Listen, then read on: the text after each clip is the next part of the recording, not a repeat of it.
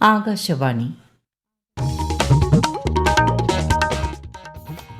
നമസ്കാരം. പ്രാദേശിക വാർത്തകൾ വായിക്കുന്നത് ശ്രീലത.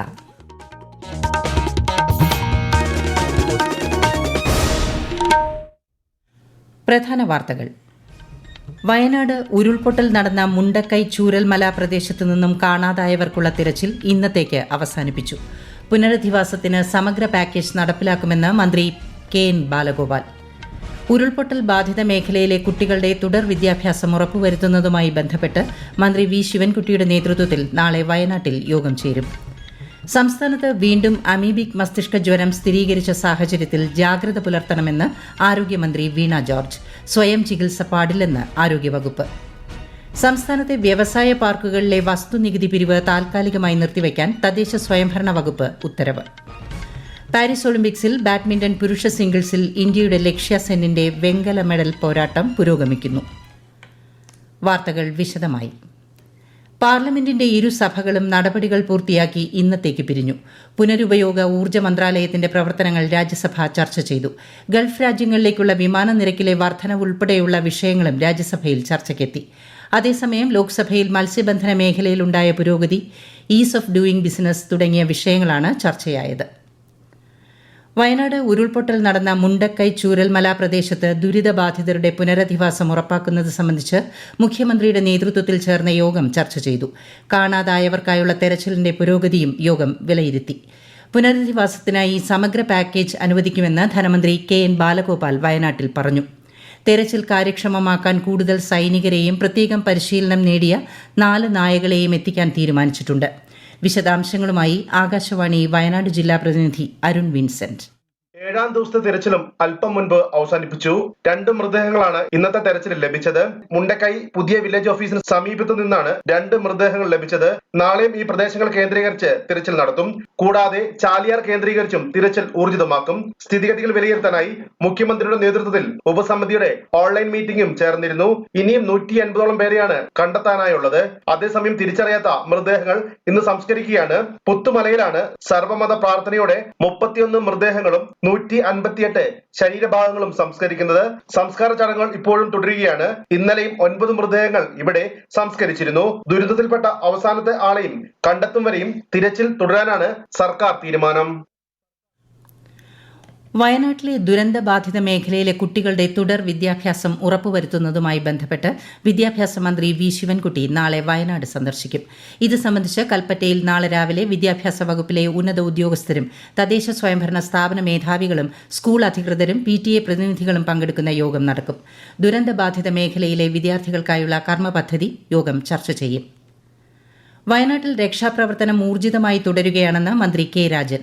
ചാലിയാറിൽ കൂടുതൽ ആഴത്തിൽ പരിശോധന നടത്തുമെന്നും ഇതിനായി വനം വകുപ്പിന്റെയും NDRFന്റെയും സഹായം തേടുമെന്നും മന്ത്രി അറിയിച്ചു.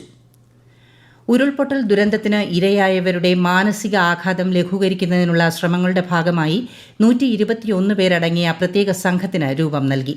ആരോഗ്യവകുപ്പിന്റെ നേതൃത്വത്തിലാണ് ടീം രൂപീകരിച്ചത്. ആശുപത്രികൾ, ദുരിതാശ്വാസ ക്യാമ്പുകൾ, വീടുകൾ എന്നിവിടങ്ങളിൽ കഴിയുന്നവർക്ക് മാനസികാരോഗ്യ ഹെൽപ്പ് ഡെസ്കുകൾ മുഖേന ടീം അംഗങ്ങൾ സേവനം ഉറപ്പാക്കും. ആരോഗ്യവകുപ്പിന്റെ തിരിച്ചറിയൽ കാർഡ് ഉള്ളവർക്കാണ് സേവനത്തിന് അനുവാദമുള്ളത്.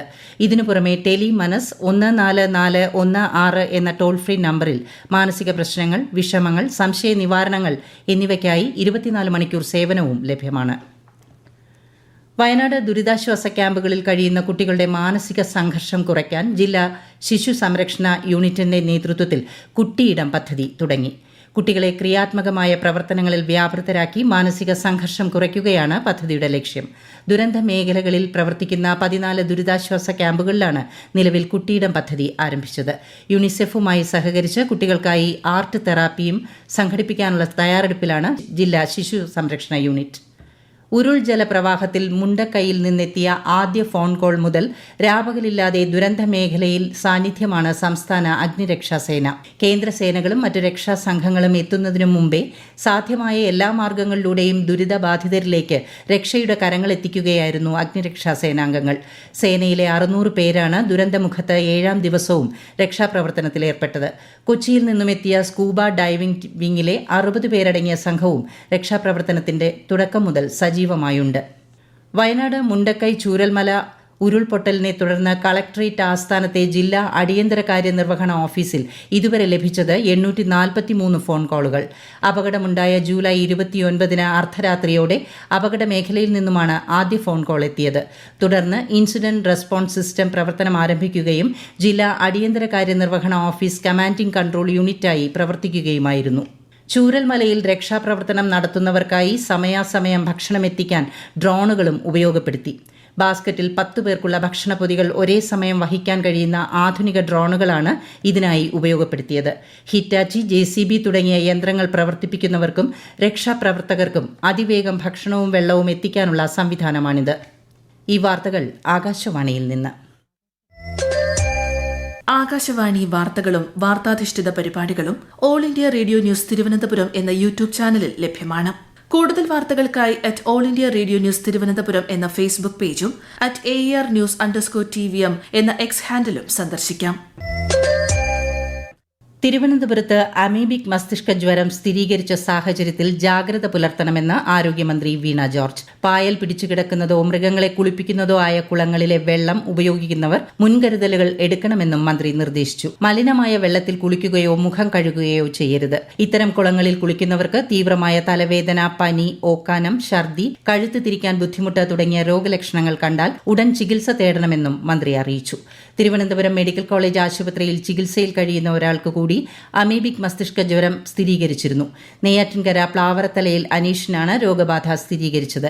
ഇയാളുടെ സുഹൃത്ത് മെഡിക്കൽ കോളേജിൽ ചികിത്സയിലിരിക്കെ ദിവസങ്ങൾക്ക് മുൻപ് മരിക്കുകയും പരിശോധനയിൽ മസ്തിഷ്ക ജ്വരമാണെന്ന് കണ്ടെത്തുകയും ചെയ്തിരുന്നു. കുളത്തിൽ കുളിച്ചതിനു ശേഷമാണ് കടുത്ത പനി തുടങ്ങിയതെന്ന വിവരം കണക്കിലെടുത്ത് ആരോഗ്യവകുപ്പ് വെള്ളത്തിന്റെ സാമ്പിൾ പരിശോധനയ്ക്കയച്ചു.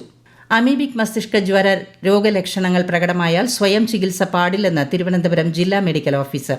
രോഗം മനുഷ്യരിൽ നിന്ന് മനുഷ്യരിലേക്ക് പകരില്ല. അണുബാധ ഉണ്ടായാൽ 1 മുതൽ 9 ദിവസങ്ങൾക്കുള്ളിൽ രോഗലക്ഷണങ്ങൾ പ്രകടമാകും. 97% മരണനിരക്കുള്ള രോഗമായതിനാൽ ലക്ഷണങ്ങൾ പ്രകടമായാൽ എത്രയും വേഗം ചികിത്സ തേടണമെന്നും ജില്ലാ മെഡിക്കൽ ഓഫീസർ അറിയിച്ചു.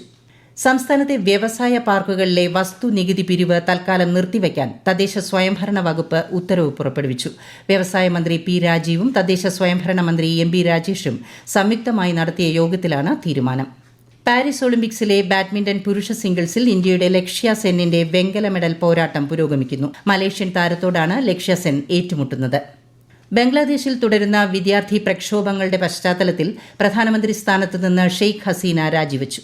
ധാക്കയിലെ പ്രധാനമന്ത്രിയുടെ ഔദ്യോഗിക വസതിയിലേക്ക് 100 കണക്കിന് പ്രതിഷേധക്കാർ ഇരച്ചു കയറിയതിനെ തുടർന്ന് ഷെയ്ഖ് ഹസീന സുരക്ഷിതമായ സ്ഥലത്തേക്ക് പോയതായി ബംഗ്ലാദേശ് മാധ്യമങ്ങൾ റിപ്പോർട്ട് ചെയ്തു. അതേസമയം പ്രതിഷേധം അവസാനിപ്പിച്ച് സമാധാനം നിലനിർത്താൻ ബംഗ്ലാദേശ് കരസേനാ മേധാവി ജനറൽ വഖർ-ഉസ്-സമാൻ രാജ്യത്തെ ജനങ്ങളോട് അഭ്യർത്ഥിച്ചു. കേന്ദ്ര സർക്കാർ കൊണ്ടുവരുന്ന പുതിയ വഖഫ് ബില്ലിനെ സ്വാഗതം ചെയ്യുന്നതായി BJP ദേശീയ ഉപാധ്യക്ഷൻ AP അബ്ദുള്ളക്കുട്ടി. നരേന്ദ്രമോദി സർക്കാർ കൊണ്ടുവരുന്ന ഈ ഭേദഗതി സാധാരണക്കാരായ മുസ്ലിങ്ങൾക്ക് ഉപകാരപ്രദമാകുമെന്ന് അദ്ദേഹം ഫേസ്ബുക്ക് പോസ്റ്റിൽ കുറിച്ചു. സംസ്ഥാനത്ത് ഇന്ന് ഒറ്റപ്പെട്ട സ്ഥലങ്ങളിൽ ശക്തമായ മഴയ്ക്ക് സാധ്യതയെന്ന് കേന്ദ്ര കാലാവസ്ഥാ വകുപ്പ്. പത്തനംതിട്ട, കോട്ടയം, ഇടുക്കി, കണ്ണൂർ, കാസർഗോഡ് ജില്ലകളിൽ മഞ്ഞ ജാഗ്രത പ്രഖ്യാപിച്ചു. കേരള, തമിഴ്നാട് തീരങ്ങളിൽ നാളെ രാത്രി വരെ ഉയർന്ന തിരമാലയ്ക്ക് സാധ്യതയുള്ളതിനാൽ മത്സ്യത്തൊഴിലാളികളും തീരദേശവാസികളും പ്രത്യേക ജാഗ്രത പാലിക്കണമെന്നും മുന്നറിയിപ്പുണ്ട്. പ്രധാന വാർത്തകൾ വീണ്ടും. വയനാട് ഉരുൾപൊട്ടൽ നടന്ന മുണ്ടക്കൈ ചൂരൽമല പ്രദേശത്ത് നിന്നും കാണാതായവർക്കുള്ള തിരച്ചിൽ ഇന്നത്തേക്ക് അവസാനിപ്പിച്ചു. പുനരധിവാസത്തിന് സമഗ്ര പാക്കേജ് നടപ്പിലാക്കുമെന്ന് മന്ത്രി KN ബാലഗോപാൽ. ഉരുൾപൊട്ടൽ ബാധിത മേഖലയിലെ കുട്ടികളുടെ തുടർ വിദ്യാഭ്യാസം ഉറപ്പുവരുത്തുന്നതുമായി ബന്ധപ്പെട്ട് മന്ത്രി V. ശിവൻകുട്ടിയുടെ നേതൃത്വത്തിൽ നാളെ വയനാട്ടിൽ യോഗം ചേരും. സംസ്ഥാനത്ത് വീണ്ടും അമീബിക് മസ്തിഷ്ക ജ്വരം സ്ഥിരീകരിച്ച സാഹചര്യത്തിൽ ജാഗ്രത പുലർത്തണമെന്ന് ആരോഗ്യമന്ത്രി വീണ ജോർജ്. സ്വയം ചികിത്സ പാടില്ലെന്ന് ആരോഗ്യവകുപ്പ്. സംസ്ഥാനത്തെ വ്യവസായ പാർക്കുകളിലെ വസ്തുനികുതി പിരിവ് താൽക്കാലികമായി നിർത്തിവെക്കാൻ തദ്ദേശ സ്വയംഭരണ വകുപ്പ് ഉത്തരവ്. പാരീസ് ഒളിമ്പിക്സിൽ ബാഡ്മിന്റൺ പുരുഷ സിംഗിൾസിൽ ഇന്ത്യയുടെ ലക്ഷ്യ സെന്നിന്റെ വെങ്കല മെഡൽ പോരാട്ടം പുരോഗമിക്കുന്നു. പ്രാദേശിക വാർത്തകൾ കഴിഞ്ഞു. അടുത്ത വാർത്താ പ്രക്ഷേപണം രാത്രി 7:25.